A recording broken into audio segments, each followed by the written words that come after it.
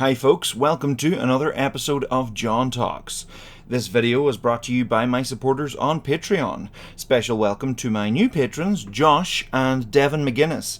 I'm very close to reaching my first goal of 50 patrons, after which I'll be producing patron-exclusive audio commentaries for my Many Man Does History videos, pointing out all the little tidbits and Easter eggs I've been placing along the way, as well as chatting more about the history behind it all. If you wish to join our Patreon community, you can do so at patreon.com/John D Ruddy.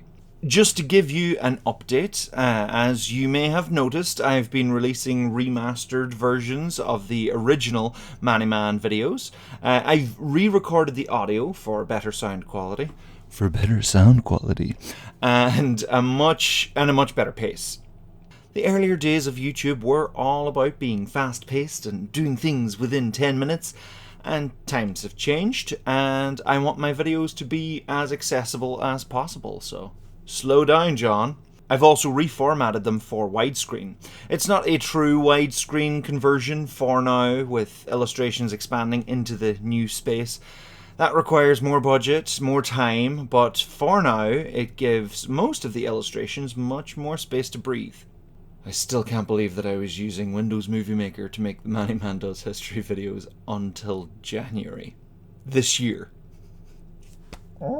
This remastering process has been for their inclusion in the educational streaming service Highbrow, which can be accessed across mobile, tablet, TV, web, and is available on Sky Q, LG TV, Apple TV, and Apple iOS App Store, Google Play for Android, and at joinhighbrow.com. So it's exciting to have Many Man Does History included there in Highbrow. New Many Man videos are coming soon. I'm still working on my first lore video, which should be something different. Now, on to the main piece. John Talks, Remembering 9/11. Content warning for some discussion of the atrocities of 9/11. It's not going to be gratuitous, but still, a heads up. Some, in fact many people, may find this upsetting. So here we are, 20 years on from the day that woke up the 21st century. There are moments like this throughout history, defining moments which mark quite a definitive turning point in the course of history. Many say the 20th century didn't properly begin until the First World War, culturally at least. There was a long extension of the old ways of the 19th century, which hung over the early decades of the 20th century. Also, I've been binge-watching Downton Abbey for the first time, so that whole thing is very much in my mind these days. The early 21st century still had a lot of the naive 1990s hanging on. The Cold War was over, America won, and freedom was the way forward in the world. There was mild trepidation over the turning of the 21st century with the Y2K millennium bug, where people thought computers would freak out because the year went from 99 to 00. But it didn't. It was fine. The world was fine. We were in the future. There was the controversial election of George W. Bush. I remember learning a bit about this at school. We had to do a news report of current affairs, and that was the topic that I chose. Because of course I did. All I mainly remember was they kept recounting the votes in Florida. 2001 began, and we all laughed at how we were living in the future. We were living in the year 2001, a space odyssey. The Matrix was cool. Everything was designed with a slight bubble edge shape to it. And the fashion was a choice. Everyone has their own 9/11 stories, where they were when they first heard about the 9/11 attacks, of course. Millions of people were in New York when it first happened. You know, many people heard that first plane strike, and all eyes were on the towers when the second plane hit, which was the desired effect. It was about 2 weeks into secondary school. It's not about 2 weeks. It was the second week of secondary school for me. Secondary school being what we call high school in Ireland. And I remember, we'd gone through the whole day and came out in the evening, finished up at 4 o'clock and walked home. Myself and some of my neighbours, we were all friends, and we walked home. And one of the lads catches up with us and he says, "Hey lads, did you hear that a couple of planes crashed into the World Trade Center, into the Twin Towers, and another one crashed into the Pentagon?" And it was like, okay. 12-year-old me was kind of thinking, that's a bit coincidental for like 3 different planes to crash into buildings all kind of within a close time of each other. And yes, John, you were correct. That is way too coincidental. What didn't help, of course, was this lad was known for exaggerating, shall we say, as well. So we were all walking home, and my parents were on holidays in Spain. This was like one of their first kind of times to just kind of leave us all to it. We were now all relatively responsible. I mean, I was 12, and they were like, "Right, okay, we're gonna leave you for the week." And of course, my sister organised a big, massive house party, but that's neither here nor there. It was the times, free house. So they weren't at home, and so when I got back down, we lived in a housing estate, and I didn't have the key to the house. My sister had the key. She was in her last year of secondary school, and she hadn't gotten home yet. So I went into my neighbour's, and we all watched it on TV. Came in, and yep, there it was on the news. And there were no smartphones. There were barely even mobile phones. Nobody or very few people at that point in Ireland had mobile phones. They were only kind of beginning to become a thing. Maybe like a business people, or it was beginning to be. I think my eldest sister had a mobile phone at that point, but like still, they were still a new trend. And of course, and the internet as well. The internet was dial-up, and of course, you did not want to take up your phone space. You didn't want to take up your telephone line in case somebody was calling from somewhere, because who's to know? So we watched it on TV, and there was the 2 towers, the Twin Towers, and they were both on fire. And there were some clips coming in from the Pentagon as well, but mainly focus on the World Trade Center. And they kept showing the clip over and over. At least that's what I remember. This is very much just my memory, what I remember of it. So how many times they actually played it over and over again, and versus how many times it plays over in my mind is another thing. But I just remember that wide shot. Everybody who watched it knows that wide shot of the plane coming in and kind of disappearing behind the closer tower and smashing through the I think it was the South Tower was the second one to get hit. And it was mad. It was. We didn't know what was going on. Obviously at this point it was clear that it was a terrorist attack. It was clear that, someone was behind this.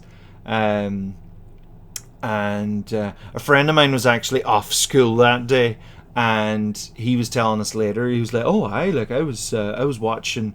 He was at home when it first, because of course the time difference, but he was there when the first bulletin came in. So apparently he watched the second plane hit live. How much of that is true? A lot of people claimed to see that live, but he did apparently. But we were all just wondering. And then of course the dad of my neighbours, he was in the army. He'd actually been on peacekeeping missions in Lebanon during the 90s and stuff. So he he had an idea of what can go wrong in the Middle East, and he was freaking out. He was going, I don't know what's going on here. We were like, is this the beginning of World War III? We didn't know. Were there going to be more terrorist attacks? Like, was that it, or was this only the beginning? Like, were we going to see something in LA and Chicago or wherever, like even beyond the United States? Nobody knew. Nobody knew. It was just, nobody knew what was happening. And he was actually buying up oil. He was like ordering oil for like home heating oil, the way most people kind of heat their houses in Ireland. So he was ordering all that up because he was worried that all the oil prices would skyrocket if trouble started in the Middle East. And he was like, do you just want oil too? Because of course my parents were away, and we were like, I don't know, yeah, yes, no, maybe. And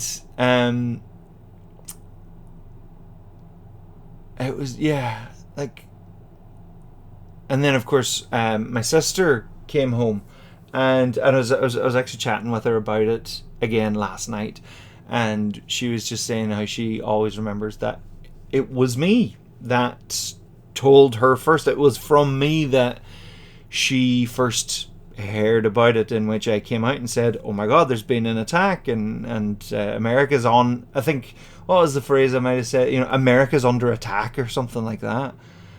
And naturally she didn't believe me either, and then she came in and there it was on the TV, and of course she was very upset as well, as we all were. And we were also freaking out because we had cousins who actually worked down not too far from that part of Manhattan. Like they were down in South Manhattan, Lower Manhattan, and we didn't know. Couldn't just ring them. And like Mary was trying to ring my great auntie, who and there was no word. And because I think it was a Tuesday, and Tuesday was the day that she went into Manhattan to do some shopping and stuff, apparently. But they were okay, they were fine, as it turned out. But still, like this was the thing. Nobody knew. The world was just this changed place. The world had become more real, had become more consequential. It was no longer the naive 90s. It was a brave new world. We didn't know what was happening. And then the first tower came down. And we all watched it live as it was happening. The world watched it live as it was happening. The thousands of people who were in there and around the buildings and just watching it just come down. Speed that it came down and just erupted in a plume of dust. And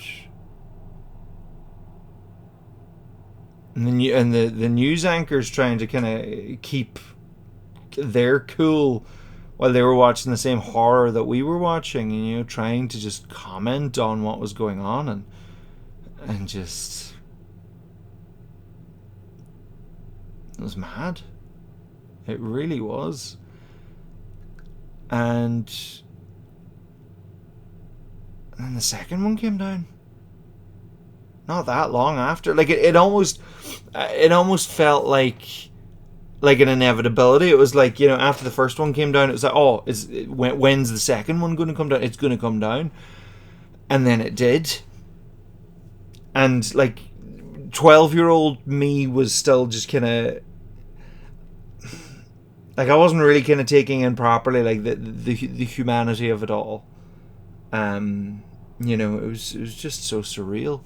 Like this like,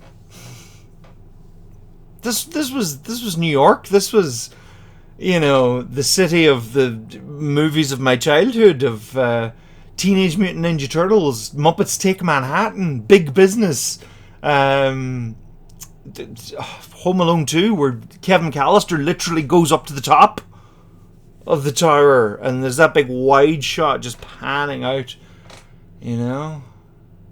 like, still, like, there's never a moment in any film where you see those towers and you don't see the planes flying into them.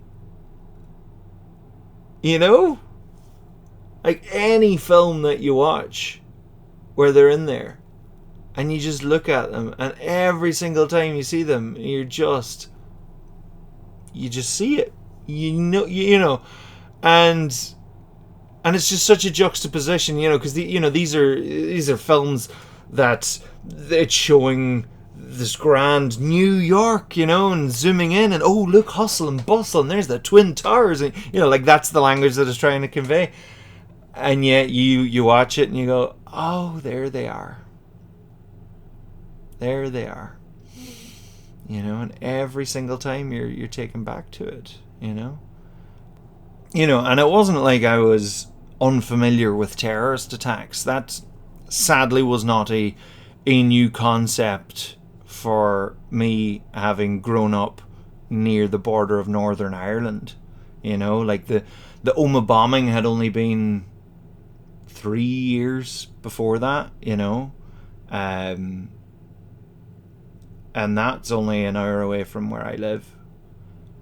And I grew up in a place where you knew of the IRA, and you'd see it spray painted on the walls, and you'd hear of bombings, and you'd see news reports of bombings, and you'd hear of bomb scares, and Mum being nervous when we went into Derry to get the Christmas shopping because there'd been a bomb scare the week before.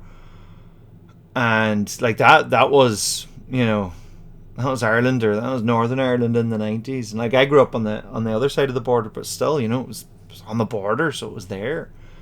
So like, but this was New York, this was untouchable, as it would seem, but not. There's that meme that does the rounds online every so often of why are millennials so sensitive? And it's like, well, because we all watched a couple of thousand people die on live TV, and life didn't really get much better after that. Like, we're all just traumatized, collectively traumatized, and desperately trying to make sense of the world after that. Of course, it was back to school the next day. Everyone talking about it. Details dripped through to the public knowledge about the folks who retook the plane from the terrorists and crashed near Camp David. The face of Osama bin Laden began to emerge. All of a sudden, everyone knew who the Taliban were, and Al-Qaeda.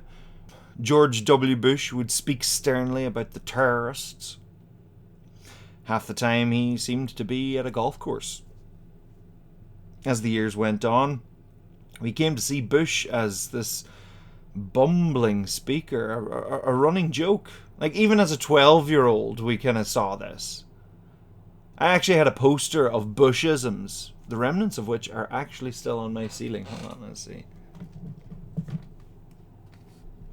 Yeah, there he is. Hold on, let's zoom. Yeah, there it is. This whole there he is.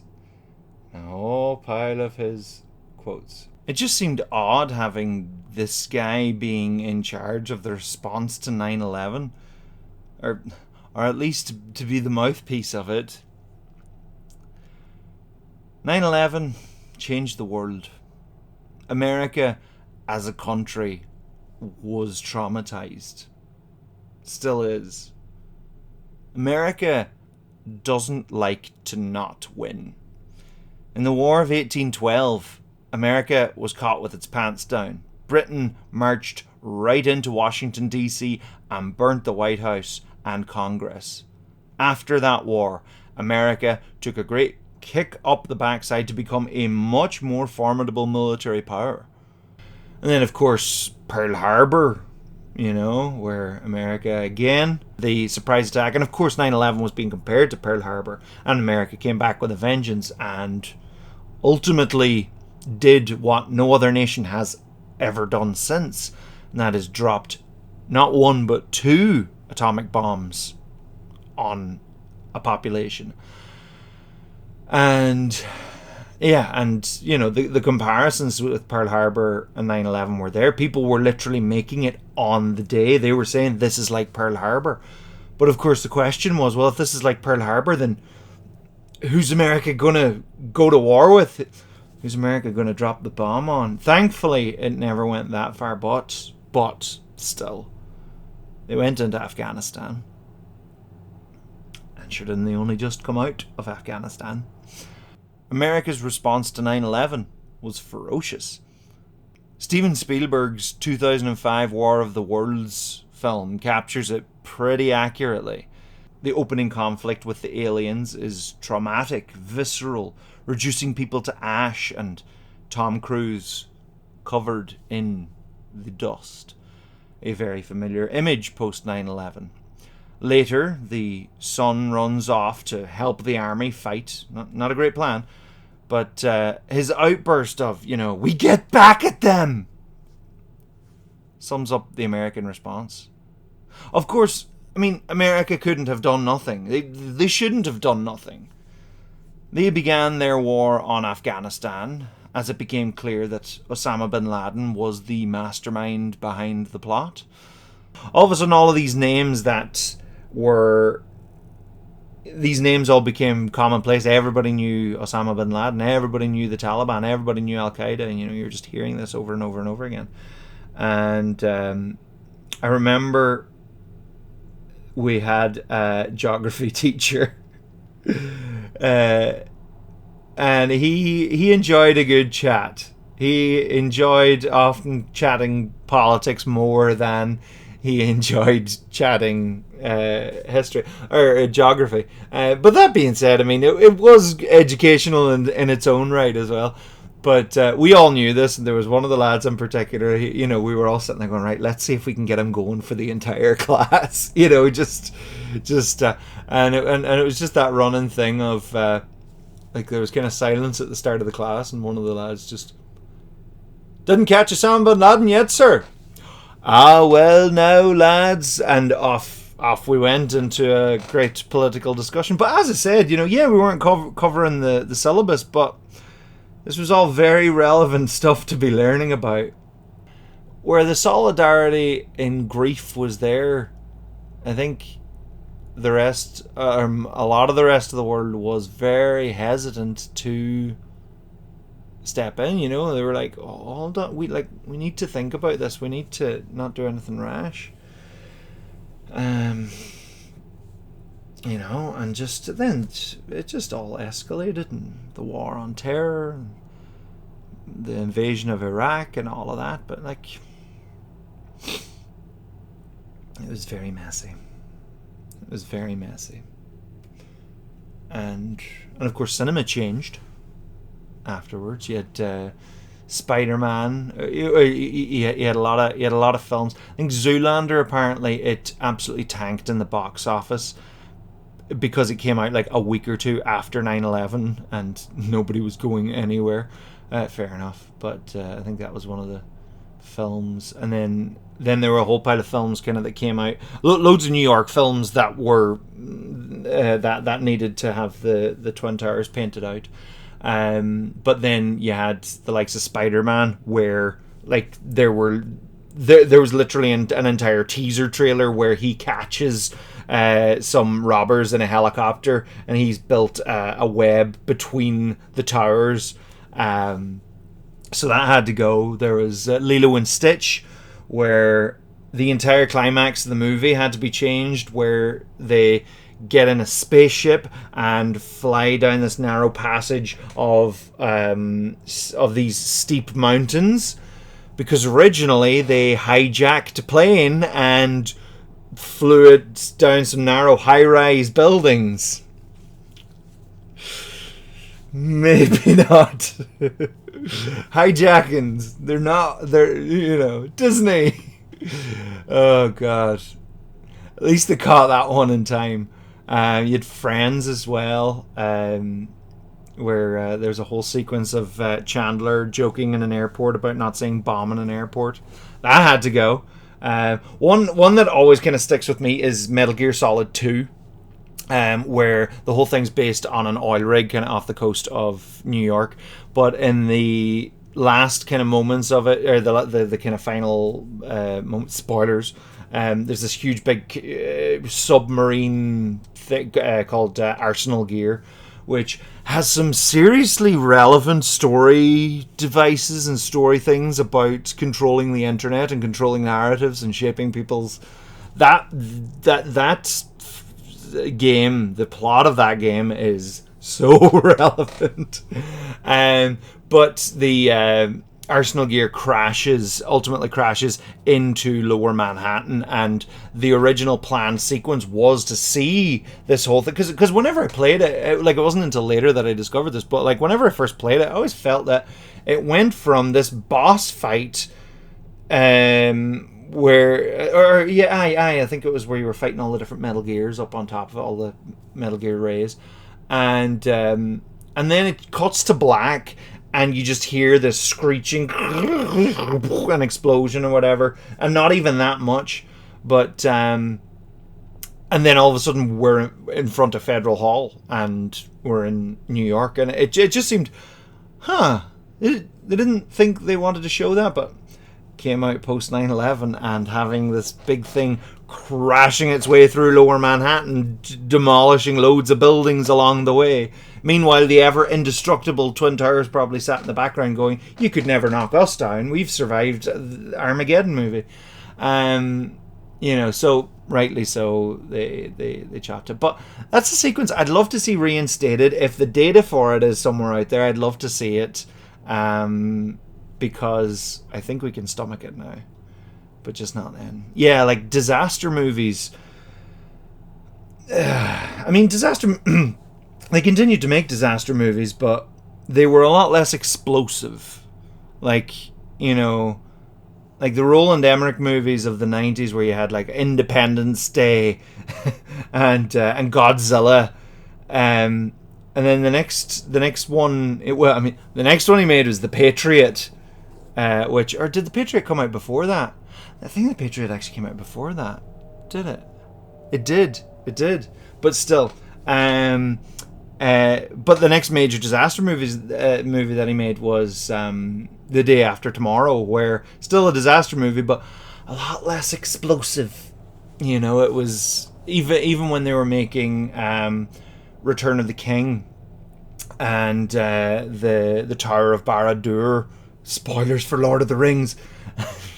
When it's collapsing, they wanted to make it as unreminiscent of 9/11 as possible, and they did. They were quite effective in doing that.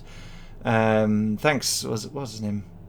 Gray Horsefield, I think his name was. He spent an entire Christmas building a digital version of the Tower of Barad-dûr. But that was the thing, even with Lord of the Rings, I remember, because Fellowship of the Ring only came out the December after 9/11, and I remember thinking, going, what are they going to call the second film? Because they can't call it The Two Towers. That's a bit sensitive. I mean, that was the name of the book, and they didn't change it. I wouldn't be surprised if there were conversations in the studios going, do we call this film The Two Towers? Thankfully they kept the name, but still, like that. Those were the times of just this paranoia and sensitivity and And by the way, Lindsay Ellis has some excellent videos on the topic. It has some fantastic videos on media that came out post 9/11, and then stuff that was about 9/11, and also music post 9/11, and an excellent video about comparing kind of the naive 90s Independence Day with post 9/11 War of the Worlds, and excellent watches. I remember about a year after 9/11 and watching a documentary about like the history of the World Trade Center and its construction and how it was constructed, like the engineering going into it, and then it went into the science of how it collapsed and the engineering of, you know, one thing leading to another, and like how all the steel girders were tapered, so like at the bottom they were really thick, but then up towards the top they got thinner and thinner, and all that kind of stuff, and it was really interesting. But then of course all of the 9/11 conspiracy theories became very popular. Like there was the entire first, I remember, Zeitgeist. That was the film. I think that came out in about 2007. But that was the film where like every edgy 19-year-old was like, "Have you seen Zeitgeist yet? It will change your world." And the entire first, there were like 3 sections to it. One was about 9/11. One was about religion, and one was about just kind of war profiteering and America kind of creating excuses to get into wars. And it was always funny because like the final point of Zeitgeist was do your own research, do the research. But like the whole thing of don't take anything at face value. Treat everything with skepticism. Think critically about things. And to which I took the film's own advice and was like, yeah, well, I'm going to think critically about this. And so there's a lot of kind of good in there, but there's a lot of half truths, a lot of poorly researched kind of bits and pieces, and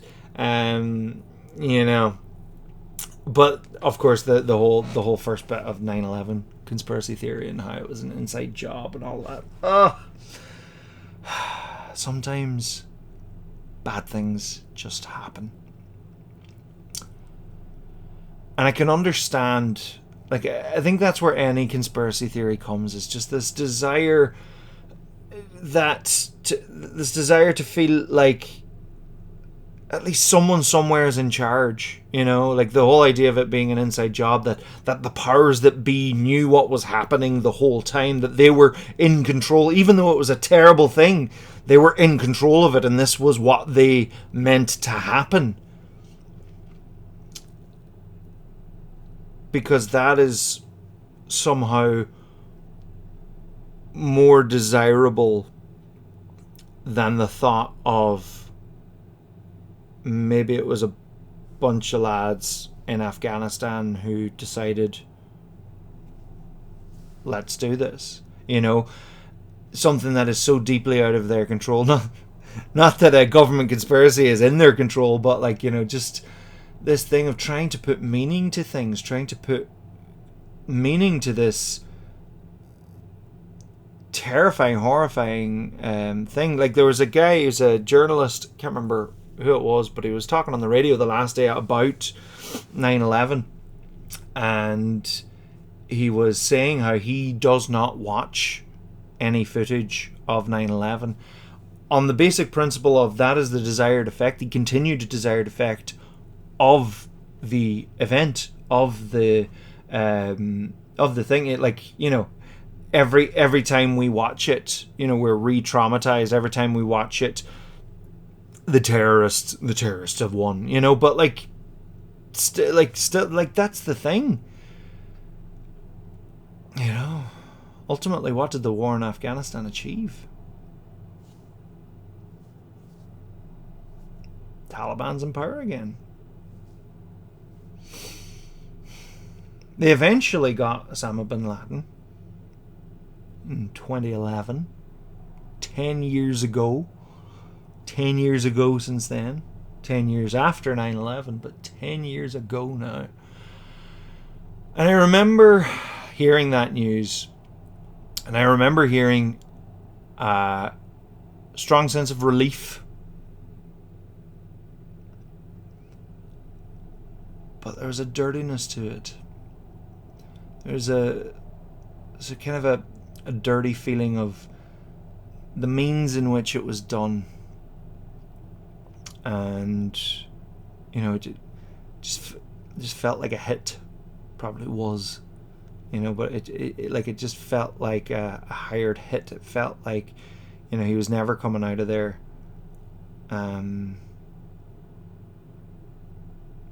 Just felt very dirty.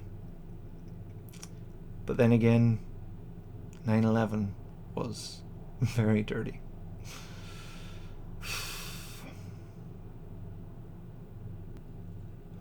Today, 20 years on from 9/11, we remember the people who died on that day, and indeed the many, many people who died and who were forever scarred by the wars that followed.